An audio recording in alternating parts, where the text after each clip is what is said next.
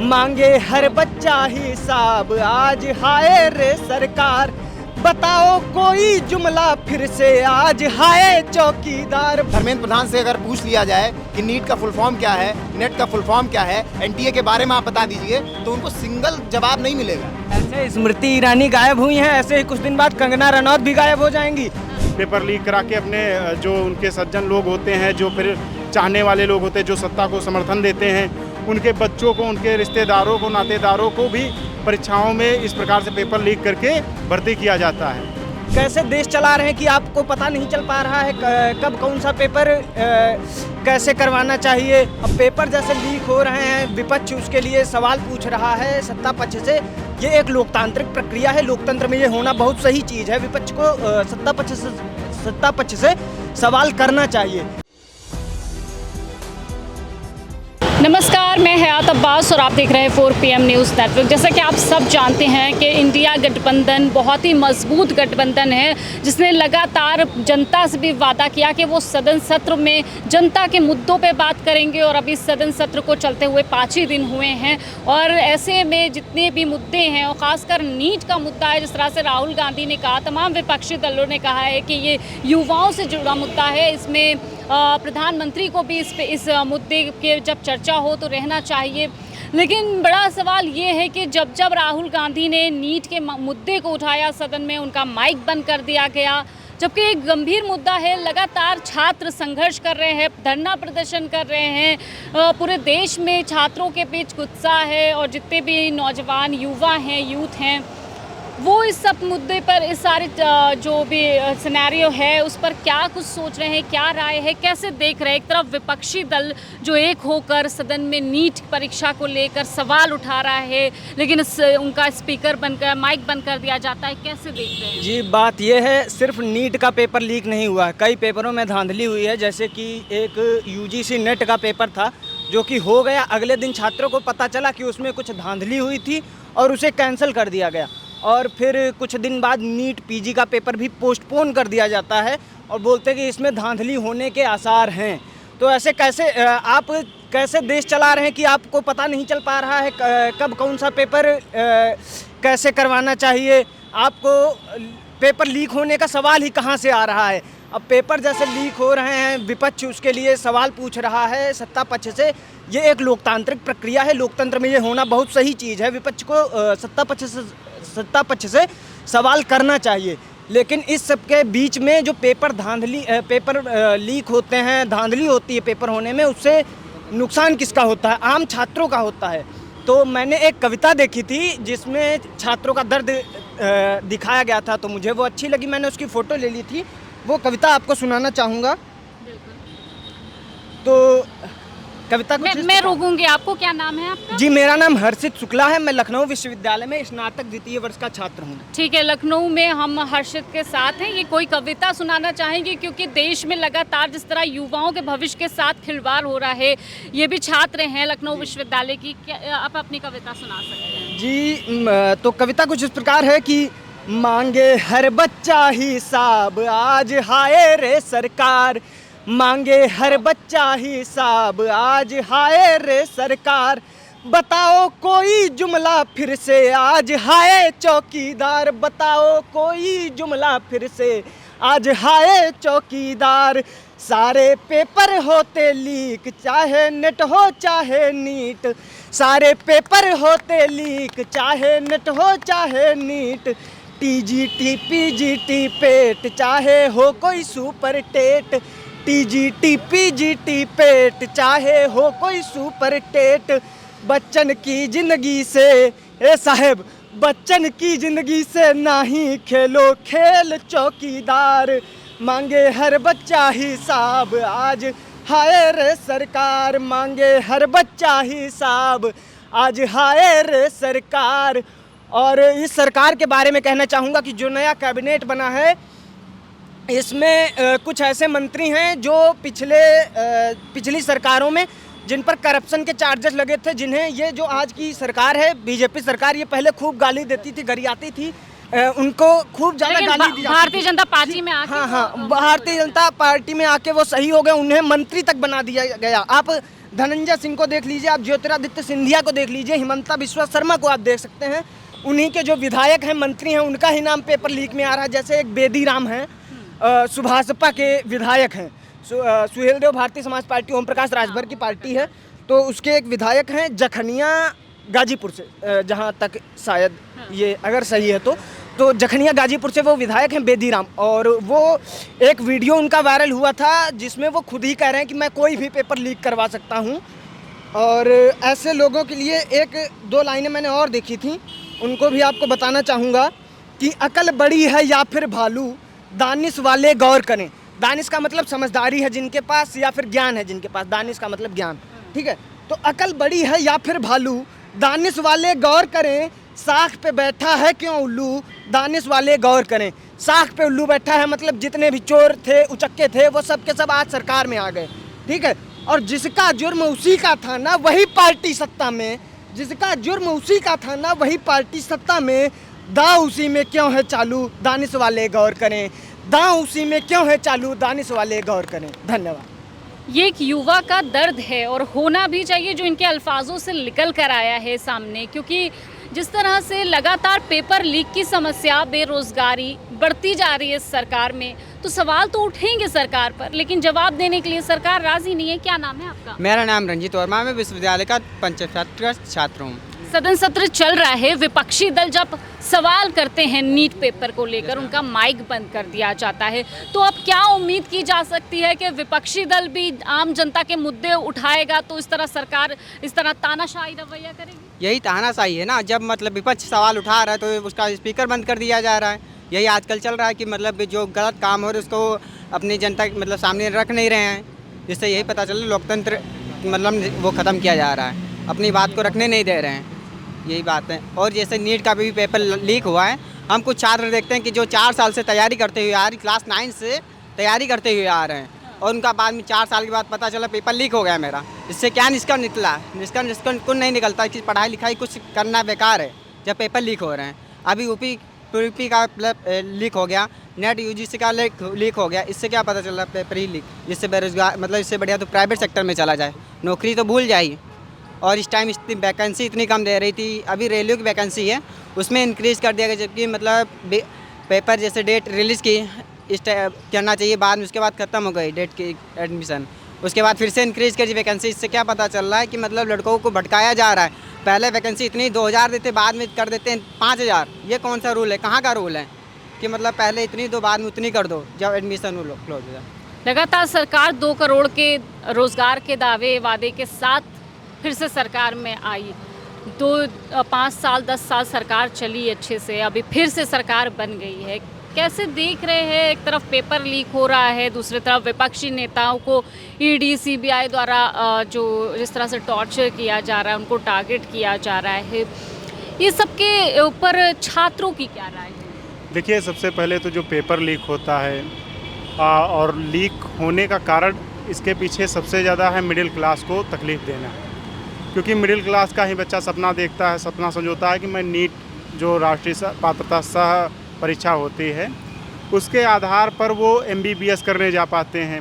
क्योंकि जो बुर्जुआ वर्ग है, जो अमीर वर्ग है अपने देश का, उस देश में वो बच्चे बाहर से विदेशों से MBBS कराते हैं लाखों रुपए खर्चा करके। लेकिन जो मध्यम वर्गीय परिवार हैं, कहीं ना कहीं उनको सबसे ज़्यादा चाहे रोज़गार की समस्या हो, चाहे पेपर लीक की समस्या हो, समस्या का दुख भोगना पड़ता है। जो समस्या का खामियाजा है मध्यम वर्ग को भोगना पड़ता है। अभी नेट की परीक्षा, UGC नेट की परीक्षा का पेपर लीक हुआ। पेपर लीक होने के कारण क्या रहा, जब पेपर हो गया उसके बाद नोटिफिकेशन आता है कि पेपर निरस्त किया जाता। तो लड़के अगर सेंटर किसी दूसरे ज़िले में जाता है तो उनका इतना नेटवर्क नहीं रहता, वो लोग फुटपाथ पर सोकर पेपर देते हैं, लेकिन ये दर्द उनका कोई नहीं देखेगा। और जो नीट का पेपर रहा है, नीट का पेपर लीक हुआ, लीक होने की खबर भी नहीं चली, रिजल्ट भी आ गया। जब रिजल्ट के आंकड़ों को संशोधित किया जाने लगा, रिजल्ट के आंकड़ों में हेरबदल देखा गया, तब लोगों का ध्यान आकर्षित हुआ कि हाँ, ये पेपर भी लीक हुआ था। अगर आंकड़े सही तरह से होते तो लोगों को पता भी नहीं चल पाता। पता नहीं कितने भी परीक्षाएं ऐसी हों जिसमें लेटरल एंट्री कर दी जाती हो, पेपर लीक करा के। अपने सत्ता पक्ष के लोग पेपर लीक करा के अपने जो उनके सज्जन लोग होते हैं, जो फिर चाहने वाले लोग होते हैं, जो सत्ता को समर्थन देते हैं, उनके बच्चों को, उनके रिश्तेदारों को, नातेदारों को भी परीक्षाओं में इस प्रकार से पेपर लीक करके भर्ती किया जाता है। क्योंकि ये नीट वाला तो जिस दिन चुनाव परिणाम आए, शपथ पत्र जिस दिन मोदी जी शपथ ले रहे थे प्रधानमंत्री की, उसी दिन इसका रिजल्ट आया। ऐसा रिजल्ट लॉन्च किया गया एनटीए के द्वारा कि लोगों का ध्यान ही ना आकर्षित हो गए, लेकिन फिर भी देश के जो कुछ बुद्धिमान लोग हैं उन्होंने इस पर ध्यान प्रकाशित किया। और ये कहीं ना कहीं देश के साथ एक गद्दारी हो रही है, क्योंकि जो अपात्र आप डॉक्टर बैठा लेंगे, कहीं ना कहीं आम जो बड़े लोग होते हैं वो तो एम्स में चले जाते हैं। एम्स में जाने का मतलब है उसमें तो छटनी होकर डॉक्टरों की भर्ती होती है, और जो लेटरल एंट्री से डॉक्टर भर्ती करे जाएंगे वो कहीं ना कहीं आम लोगों की जान के साथ खेलेंगे। बिल्कुल, बहुत बड़ा सवाल है, क्योंकि जिस तरह से धांधली हुई और जो रिजल्ट्स आए वो चौंकाने वाले थे, जो नतीजे थे वो चौंकाने वाले थे। और जैसे इन्होंने कहा कि जब ऐसे लोग डॉक्टर बनेंगे तो आम लोगों की ज़िंदगी के साथ वो खिलवाड़ करेंगे। सरकार कितने लोगों के साथ खेल रही है और क्यों ये कर रही है? देखिए, बैकडोर से आए हुए लोगों की जो है योग्यता तो बैकडोर की ही होगी, क्योंकि वो परीक्षाएं जो है कि विशेष माध्यम से पास कर रहे हैं, वो पढ़कर नहीं पास कर रहे हैं। और इसके पीछे कहीं ना कहीं जो हमारी खामियां हैं वो हमारी शिक्षा मंत्री की हैं। मैं शिक्षा मंत्री भारत सरकार को जो है इल्तिजा निसात का एक शेर पेश करता हूँ कि कुर्सी है तुम्हारा जनाजा तो नहीं, कुछ कर नहीं सकते तो उतर क्यों नहीं जाते। तो शिक्षा मंत्री साहब को समझना चाहिए कि जो आम घर के बच्चे हैं वही जो है कॉम्पिटिटिव एग्जाम की तैयारियां करते हैं।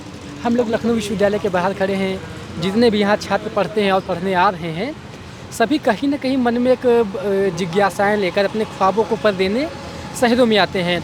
कोई बच्चा सोनभद्र से चलकर जब लखनऊ पढ़ने आता है, या झांसी और जालौन, उरई, बुंदेलखंड से चलकर जब लखनऊ पढ़ने आता है, तो उसके माता पिता जो हैं बड़ी आकांक्षाओं, बड़े उम्मीदों के साथ उसे भेजते हैं। वो बच्चे जो अपने हाथ घर में उठा कर खाना नहीं खाते हैं, और उनकी माएँ और सब लोग इतना ख्याल रखते हैं कि मेरा बेटा यहाँ है, वो बच्चे शहरों में आकर खाना बनाते हैं और उसके बाद खाते हैं। छोटे छोटे कमरों में रहते हैं, अपनी तैयारियाँ करते हैं, उसके बाद में पेपर देने जाते हैं। अब डेस्टिनेशन पर जाकर जब एक छात्र पेपर देता है, वापस आकर देखता है कि पेपर लीक, पेपर कैंसिल, आप कैसे समझेंगे उन गरीब बच्चों का दर्द? क्योंकि जितनी भी कॉम्पिटिटिव एग्जाम है सारे जो मिडिल क्लास बच्चे देते हैं, गरीब बच्चे देते हैं। चलिए, पेपर तो लीक हो गया, लेकिन अब जब सदन में विपक्ष इस सवाल को उठा रहा है, इस मुद्दे को लगातार उठा रहा है, तो उनके साथ जो उनकी सुनवाई नहीं हो रही है, कभी माइक बंद कर दिया जा रहा है, इसको किस तरह से? मैं तो ये कहूँगा कि हम लोगों ने सदन में मीरा कुमार जी को, सोमनाथ चटर्जी जी को, पी एस संगमा जी जैसे विद्वान लोगों को देखा है, जिन्होंने कुर्सी को अपनी कुर्सी ना समझ के एक सैद्धांतिक और मूल्यों के अनुसार जो है शासन सत्ता को संभाला है। और ओम बिरला जी के अंदर ऐसी कौन सी घमंड है? यदि वो जमहूरियत में हैं तो कम से कम उन्हें ये ध्यान रखना चाहिए कि वो भी एक ऐसा सांसद चुनकर आए हैं, और उन्हीं लोकतांत्रिक मूल्यों पर और उन्हीं लोकतांत्रिक प्रणाली से अन्य सांसद भी चुनकर आए हैं। यदि उनके पास अलग से एक पावर दिया गया है कि आप जो है लोकसभा के स्पीकर हैं, तो कम से कम उनको अपनी पद की गरिमा का ख्याल रखना चाहिए, और साथ साथ उन जो सामने बैठे हुए अन्य सदस्य हैं उनका भी ख्याल रखना चाहिए। दोनों बराबर के आदमी हैं, और दोनों बराबर से मैं कहूँगा कि बिरला जी तो तीसरी बार के शायद सांसद हैं। कई सांसद उनमें ऐसे हैं जो मोस्ट सीनियर है, 10-10, 12-8 बार के सांसद हैं, उनको ये डांट डपट कर चुप करा रहे हैं। ऐसा हमारे प्राइमरी स्कूल में टीचर नहीं करता है कि जो बच्चों को डांटे, वो भी प्यार से कहता है देखिए बाबू ऐसा है, ये ना तुम करो, ये ज़्यादा हो रहा है। और 3 बार का सांसद 8 बार के सांसद को जब डांटता है तो कहीं ना कहीं सीनियरिटी पर भी जो इफेक्ट पड़ने के साथ साथ लोगों की मानसिक भावनाएं भी आहत होती हैं। किसी न किसी व्यक्ति विशेष के साथ आस्था भी जुड़ी होती है लोगों की, लोग उनको चुनकर भेजते हैं, और सेम प्रोसेस से आप भी आए हैं। बिल्कुल, चुनकर भेजे गए हैं सांसद, सवाल उठाने का काम है उनका, मुद्दों पे चर्चा करने का काम है, विपक्ष का भी काम है, और पक्ष, सत्ता पक्ष की बात करूं तो उनका भी काम है कि जनता के मुद्दे सुने, यहाँ सदन में उठाएं। लेकिन जिस तरह से ये जो सामने आ रहे हैं चीज़ें, माइक बंद कर दिया जा रहा है, विपक्ष की सुनवाई नहीं हो रही है, खासकर नौजवानों के पर बात कर रहे हैं विपक्ष के लोग, तो क्यों उन्हें नज़रअंदाज किया जा रहा है? सबसे पहले आपको धन्यवाद और आपको बधाई भी। कल मैं देख रहा था कि YouTube चैनल की रैंकिंग में आपको प्रथम स्थान प्राप्त हुआ, इसलिए आपको बहुत बहुत बधाई, बहुत बहुत शुभकामनाएं। और धन्यवाद इसलिए कि चाहे 4 PM हो और जो चैनल्स थे उसमें आपने हमेशा छात्रों, नौजवानों, किसानों की आवाज़ को बुलंद किया है, इसलिए आपका बहुत बहुत धन्यवाद। और वाकई में लोकतंत्र का चौथा स्तंभ अगर निभाने का कोई काम कर रहा है तो आप जैसे चैनल्स, आप जैसे यूट्यूब चैनल्स काम कर रहे हैं। और देखिए, जो आपने बताया कि नीट का मुद्दा हो, नेट का मुद्दा हो, आरओ का मुद्दा हो, पुलिस कांस्टेबल का मुद्दा हो, हाल ही में जितनी परीक्षाएं हुई हैं, इन्होंने सिंगल परीक्षा भी प्रोसेस के हिसाब से कंडक्ट नहीं कराई। उसकी वजह यह है कि सत्ता पक्ष के लोगों ने हमेशा, जब से भाजपा की सरकार बनी है, अगर आप देखेंगे, आरओ लीक हुआ, पुलिस कांस्टेबल लीक हुआ, जो है नेट का एग्ज़ाम लीक हुआ, नीट के एग्ज़ाम में जो धांधली हुई। अच्छा ये बताइए कि मेडिकल में कब से ग्रेस मिलने लगा? आप पढ़े लिखे लोगों को पहली बात आपने मंत्रालय नहीं दिया है। धर्मेंद्र प्रधान से अगर पूछ लिया जाए कि नीट का फुल फॉर्म क्या है, नेट का फुल फॉर्म क्या है, एनटीए के बारे में आप बता दीजिए, तो उनको सिंगल जवाब नहीं मिलेगा। वो नहीं जान रहे हैं कि क्या है। आप उसको शिक्षा मंत्री बना दे रहे हैं। बेदीराम जी बयान देते हैं कि मैं कोई भी पेपर लीक करा सकता हूँ।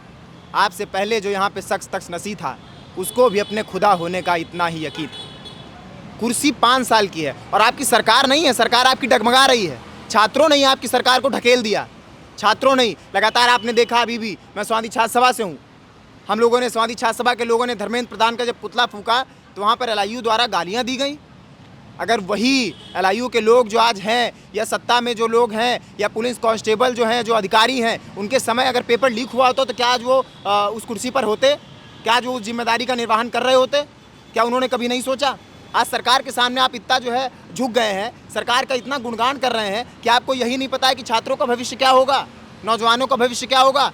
किसी पे अपनी बहन की जिम्मेदारी है, माँ बाप की जिम्मेदारी है। बताइए, कोई किसान परिवार से आना लड़का जिसने 5 साल तैयारी की हो, भाई यूजी के बाद अमूमन आदमी सोचता है मैं पीजी करूँगा, नेट दूंगा, प्रोफेसर के लिए एलिजिबल हो जाऊँगा, असिस्टेंट प्रोफेसर के लिए एलिजिबल हो जाऊँगा, जेआरएफ हो जाऊँगा तो फेलोशिप मिलेगी। तो बताइए, कहाँ सरकार ने युवाओं के भविष्य को अधर में डाल दिया है। और सबसे जाहिल और गंवार अगर कोई मुख्यमंत्री होगा तो उत्तर प्रदेश का मुख्यमंत्री योगी आदित्यनाथ जी होंगे, जिन्होंने ये कहा हो कि युवाओं को कर्फ्यू चाहिए या कांवड़। बताइए, आपको तो ये कहना चाहिए कि हम धर्म के नाम पर बहस नहीं करेंगे, हम शिक्षा के नाम पर बहस करेंगे, हम नौजवानों के लिए रोजगार के नाम पर बहस करेंगे, हम विकास के मुद्दों पर बहस करेंगे। आपने बताइए, एनटीए को ठेका दिया। पहले अगर आप पुरानी चीज़ों को देखेंगे तो जो दिल्ली विश्वविद्यालय हो, जवाहरलाल नेहरू विश्वविद्यालय हो, जब एनटीए का ठेका वहाँ पे नहीं था तो वहाँ पे रीजनल रिजर्वेशन की भी बात होती थी। मैं कैटेगरी रिजर्वेशन की बात नहीं कर रहा हूँ। अमित, अभी आपने कहा कि युवाओं ने सरकार को धकेल दिया है, तो आज ये मजबूत सरकार नहीं बल्कि मजबूर सरकार बन गई। ये कितने दिन और चलेगी ये मजबूर सरकार? मैं आपको बता दूँ, 2024 के आखिरी तक, नहीं तो 2025 लगते लगते नया साल, नई सरकार, नया मुद्दा, नया जज्बा, नया जोश और विपक्ष के नेतृत्व का एक चेहरा निकलेगा जो प्रधानमंत्री की कुर्सी पर बैठेगा। इस बात को, ये युवाओं की आवाज़ है, ये यूपी कांस्टेबल के एस्पिरेंट्स की आवाज़ है जो आज आप यूपी से अयोध्या बिहार गए। ये समझिए इस बात को। आप कब तक जनता को बेवकूफ़ बनाएंगे? कभी ना शिक्षा, रोजगार और जो विकास की तो बात होगी, कभी तो विकास की बात होगी, कभी तो छात्रों के जीवन की बात होगी। आपने क्या किया? आप बताइए ना, आपने क्या किया? आप कुछ कर नहीं पाए। आपने पेपर लीक कराया, आपके विधायकों ने पेपर लीक कराया, आपने जो है दूसरों पे आरोप लगाए। इन्होंने क्या किया? इन्होंने पेपर का नाम किससे जोड़ दिया? एक करीबी हैं तेजस्वी यादव जी के, संजय यादव, जो राज्यसभा सांसद हैं, माननीय राज्यसभा सांसद हैं, उन्होंने कह दिया, इन्होंने जोड़ दिया बिहार से। बताइए आप, जो सत्ता पक्ष के लोग ही नहीं हैं। मैं कह रहा हूँ कि अगर विश्वविद्यालय के कुलपति आप हैं तो आप ही तो हर प्रोसीजर को आगे ले जाएंगे, आप ही के द्वारा तो हर चीज़ होगी। आप कह ही नहीं पा रहे हैं। जिनको ये नहीं पता है, नीट का फुल फॉर्म नहीं पता है, वो शिक्षा मंत्री बने हुए हैं। कौन है भाई धर्मेंद्र प्रधान? बड़ा सवाल तो ये है कि धर्मेंद्र प्रधान से अभी तक के इस्तीफे की मांग क्यों नहीं रखी? देखिए, यही लोग हैं। मैं तो फिर धन्यवाद कहना चाहूँगा। मैंने बड़े पत्रकारों को देखा है 12 से 17 की सरकार में, या उससे पहले की सरकार रही हूँ। थोड़ा सा अगर चिड़िया इधर से बैठ के उधर बैठ जाती थी तो मुख्यमंत्री का फोटो लगा करके यही लोग कहते थे कि कल चिड़िया वहाँ बैठी थी, आज चिड़िया यहाँ बैठी है। आपने प्रधानमंत्री का फोटो लगा करके जनता से सवाल नहीं किया। डिबेट किस चीज़ पे हो रही है? डिबेट इस चीज़ पे हो रही है कि कंगना रनौत जी जीत गई। डिबेट इस चीज़ पे नहीं है। वो उनका काम है, जनता ने जिता के जिसको भेज दिया। जनता ने बहुत से लोगों को जिता करके भेज दिया, वो नेता नहीं बन पाया। आपने कहा कंगना रनौत जीत गई, जैसे आपने अपनी बात में जिक्र किया। मैं स्मृति ईरानी का जिक्र करूंगी। बहुत उनको अपने ऊपर ओवर कॉन्फिडेंस मैं कह लूँ था शायद कि वो जीतेंगी, लेकिन वो हार गई और हार के गायब थी। स्मृति ईरानी जी क्या रावण से ज़्यादा ताकतवर है क्या? जब अहम, जैसे स्मृति ईरानी गायब हुई हैं, ऐसे ही कुछ दिन बाद कंगना रनौत भी गायब हो जाएंगी। और एक इनकी ये महिला एवं बाल विकास मंत्री हैं सावित्री ठाकुर जी, जिनको बेटी बचाओ बेटी पढ़ाओ लिखना नहीं आता है, उनको महिला बाल विकास मंत्री बनाया गया है। ऐसे इनके कैबिनेट में मंत्री बने हैं जिनको लिखना तक नहीं आता। ऐसी सरकार कितने दिन तक चलेगी, आपको क्या लगता है? ये सरकार बहुत जल्दी गिरने वाली है। जी आप कुछ कह रहे थे। देखिए, मैंने कहा कि क्या स्मृति ईरानी जी रावण से ताकतवर हैं क्या? अहम और अभिमान इंसान को नीचे गिराता है। और अमेठी की जनता ने, आप कहना तो नहीं चाहिए, वो राहुल गांधी जी को चैलेंज कर रही थी, और राहुल गांधी जी के एक साथी ने, मतलब आप समझिए कितनी शर्मनाक हार है, लाखों से हरा दिया। किस मुंह से आप जनता का नेतृत्व कर रही थी? अमेठी में कोठी की चर्चा हुई, अमेठी में बेटी की चर्चा नहीं हुई, मणिपुर पर चर्चा नहीं हुई, किसानों नौजवानों की चर्चा नहीं हुई, किसानों की जान चली गई, महिलाओं के जो है वस्त्र छीन लिए गए, उसकी चर्चा नहीं हुई। आप क्या महिलाओं का नेतृत्व करती हैं? आपने कहा कि मोदी भाई ने सिलेंडर दिए, क्या सिलेंडर महिलाओं ने भराए दोबारा? सवाल ये भी है। मैं आपको 1000 रुपये दूँ, मैं आपको 1000 रुपये दे दूँ, और फिर मैं आपसे 200 रुपये ले करके मैं सारे रुपए ले लूँ, और फिर ये कहूँ कि 1000 आप धीरे धीरे करके हमको और दे दीजिए, हम आएंगे तो वापस कर देंगे। इसका क्या मतलब है?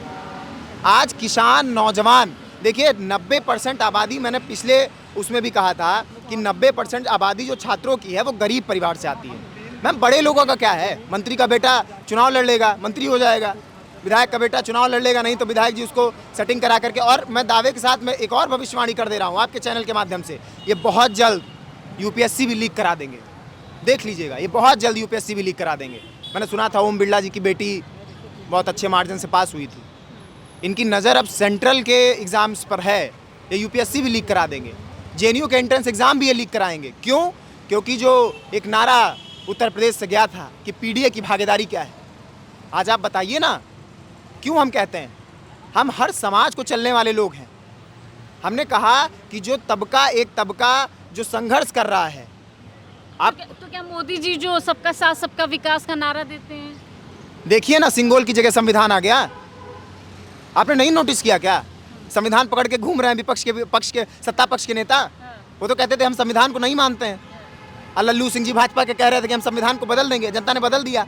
जनता से ज़्यादा कौन ताकतवर है?